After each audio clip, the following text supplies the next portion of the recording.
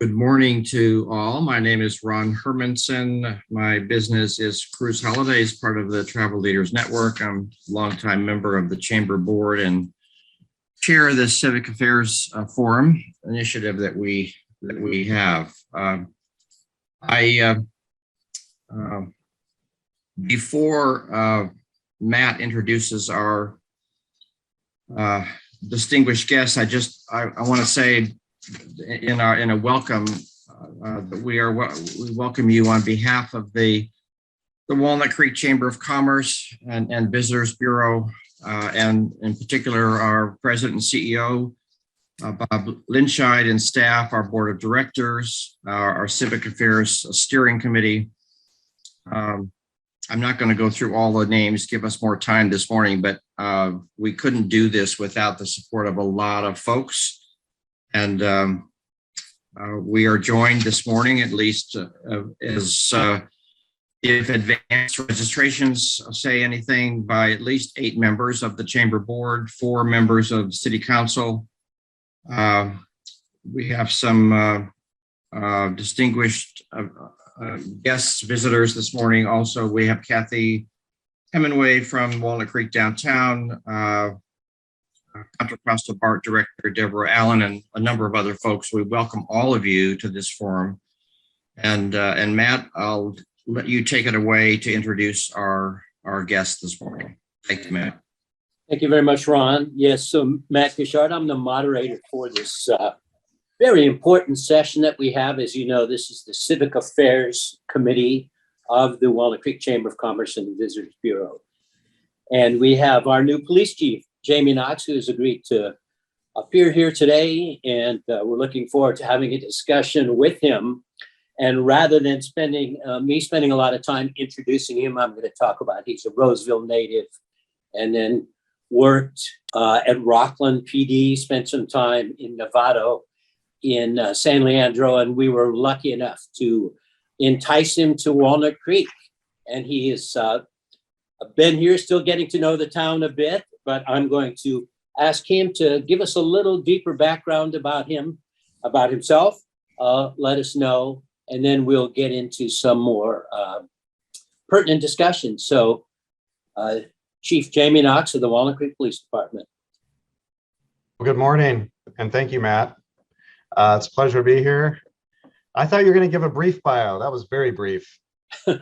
So I'm sure everybody, well, maybe some people have read my bio, but I guess I'll just explain my journey in law enforcement and how I landed in Walnut Creek. So as Matt said, I'm a Roseville native. I was actually born in LA. My family moved up to the Roseville area when I was very young. So I grew up in Roseville, went to Roseville High School. And when I was a teenager in high school, my plan was to go to art school. I thought I was a budding artist, and I had bumped into a friend of mine who was wearing a Police Explorer uniform. So we started talking and I got interested in the program. I joined the cadet program. Oh, I think I was probably 16, and back in the very early 90s, or maybe in the late 80s.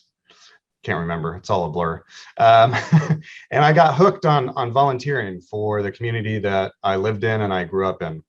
And the police culture really spoke to me. I was a Boy Scout, so I appreciated the structure. I appreciated volunteering for the community. So I did that for a few years, and I became a 911 police and fire dispatcher when I was 20. And being behind the console, that's a tough job, taking 911 calls and dispatching fire apparatus and police. But I knew my heart was really out in the field. That's where I really wanted to be, especially when, the officers are in foot pursuit or they're looking for a bad guy. And I'm stuck in this comm center going, he's right there. He's right. Just look around this corner. He's right there. So I really wanted to be an officer. So Rockland was hiring and paying people to go to the academy. They had 2 positions open. I applied, got the position. I went to the Sacramento Police Department's academy. Sac PD tried to recruit me to go to Sac PD, but all my friends said, no, just stay with Rockland. That's where you want to be. And I was with Rockland for about 19 years and some change. And I did everything under the sun while I was working at Rockland. So I started as a police officer. I was a canine handler. I was on the SWAT team. I was a bicycle officer. I was a mental health liaison officer back in the late 90s. I was a field training officer. So I trained new officers. I did that for about 6 or 7 years. Then I tested for detectives and I got detectives. And I worked persons crimes, crimes against persons, and specialized in child crimes, sexual assault, and forensic interviewing. And then after that, I started promoting. I promoted to corporal and went back to patrol. And then shortly after that, I promoted to sergeant. I stayed in patrol for a little bit and then transferred to internal affairs. So I did internal affairs for a couple of years. I was also Rockland is a CALIA accredited agency. So I was our first reaccreditation manager, which they say is the hardest one, because the first one you kind of get a pass. So I learned a lot about best practice and why it's important to have policies and to audit things and to make sure that you're always operationally ready. So I did that for a little bit, and then I promoted to lieutenant. I went back to patrols, and I did that for about 4 years. And at some point, I just came to the reality that I'd been in Rockland and Roseville my whole life practically, and I was ready for a new adventure. So Novato was looking for a police captain. I didn't even know where the city was. I had to research it. I would tell people that Novato was Marin's best kept secret. So I applied for a captain's position. I went there, and the plan was I would stay there. We still had our house in Lincoln, and my husband worked for the Roseville Police Department for Daniel Hahn, who's now retiring as the SAC PD chief, and he's a civilian, but he wanted to work in city governance. So I was going to work in Novato for a couple of years, and we were going to kind of reassess everything. He ended up getting a job in the East Bay. After about 2 years, I met his boss, who was the chief at San Leandro, and he recruited me to go to the East Bay. So I was a captain at Novato for about 2 years. I went to San Leandro. I was a captain there for about 4.5 years. And with everything going on in the country, I decided that my biological chief's clock was ticking, and that if I was going to be an agent of change and to help propel law enforcement in the direction that I thought it needed to go, that it was time for me to step up and test for a chief's position. So, and Walnut Creek was calling. So the rest is history, and that's how I landed here. I see. I like that. I like that. If you could just maybe tell us what attracted you to Walnut Creek. I know you wanted to your clock with respect to chiefs, and I understand that. But what about Walnut Creek led you to say, this is a place I want to be? Sure. Well, I was very aware of Walnut Creek when I was a young police officer. There was a club here that me and some friends would go to when I was younger. Every time I would pass through Walnut Creek, it always struck me how similar it was to Rockland and Roseville, where I grew up. Geographically, it's about the same size, just over 20 square miles. A lot of great retail, some good dining. Well, the dining's much better in Walnut Creek. And the retail is even more higher end. But there was always a similarity, but I always noticed how clean the city was. And the downtown area always struck me as always bustling. And it was just a very interesting city for me for a very long time. When Walnut Creek was looking for a chief, the more research I did on the city, I started finding even more and more similarities about the community, that there was really some parallels of where I grew up. So it was important for me to be a chief. First of all, I didn't want to be bored. I didn't want to. A lot of people will go to small cities to start their chief's career. I worked in San Leandro, and I was not bored. That is a busy city, so I didn't want to go to a very small city and be bored. I wanted challenge, but I also wanted a city that I felt connected to, that I felt was a similar community that I grew up in, and that's really what drew me to Walnut Creek. I see. Tell us a little bit about the Walnut Creek Police Department. I think we have a lot of people here how many officers do we have sworn? How many unsworn? What are some of those things? And then after you tell us a little bit about the department, I'll ask you, what are your plans for the department? What's your vision? Sure. So we have about, we're budgeted for about 140, 120 employees. So we have 80 sworn officers with some authorization for some overhires, and then we have about 40 professional staff. So I'll start with the professional side of the house because that's what a lot of people aren't that familiar with what professional staff does. So everything that happens within the building administratively and behind the scenes, everything that occurs is really to support the black and whites out on the street. So patrol's the backbone of a police department.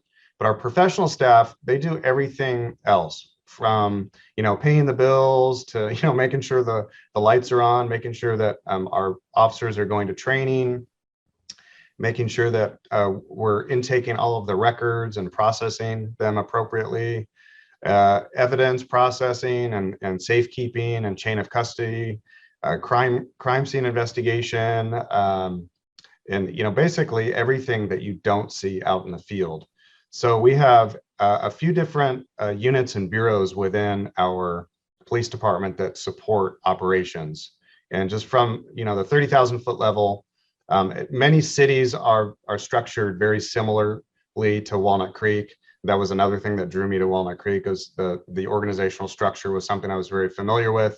So we have a chief and 2 captain models. So I have 2 captains that work for me, and they both oversee a division. So we have 2 divisions within the police department, and all of our professional staff really live in the administrative services division. And that is all of the behind the scenes stuff: training, personnel and hiring, records, dispatch, finance, budgeting, that sort of thing.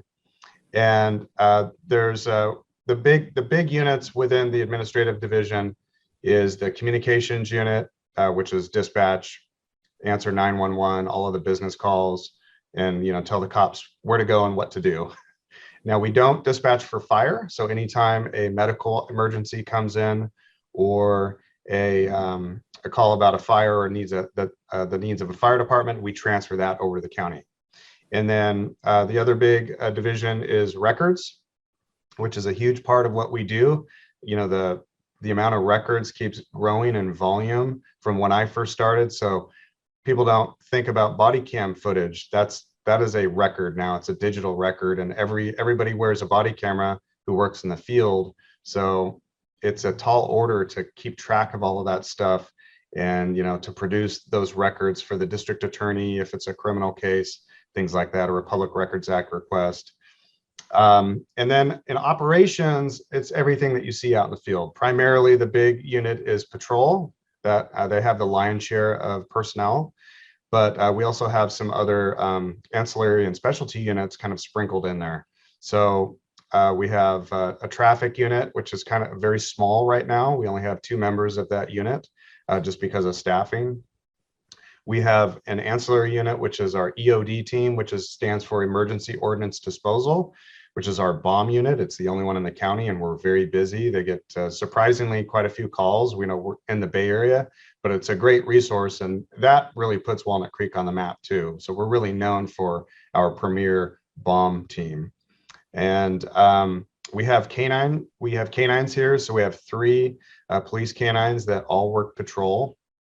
Even though it's considered a specialty assignment, they do patrol the streets just like a regular patrol officer, but it's just it's an additional resource that we have. We also have a drone team.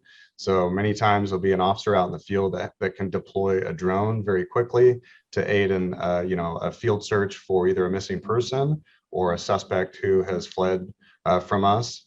And I should back up. Another big component that I didn't mention in our administrative services, because in San Leandro, our detectives were in operations, but here our detective division is in admin services as well. So we have about 10 detectives, and they all have a specialty. So they're not what we would call a generalist detective. They all specialize in a certain field, which is a great model because, child crime specifically, you really need a certain type of detective who has a lot of specialized training to deal with child abuse cases and child sexual assault cases. We also have property crime detectives. We have, robbery, homicide type detectives that handle more of the major crimes against persons. in multiple property crime detectives because we have so much property crime in Walnut Creek. So that's a general overview of the department. And if anybody has any questions about that, feel free to ask. And I think you asked about what my vision is, Matt.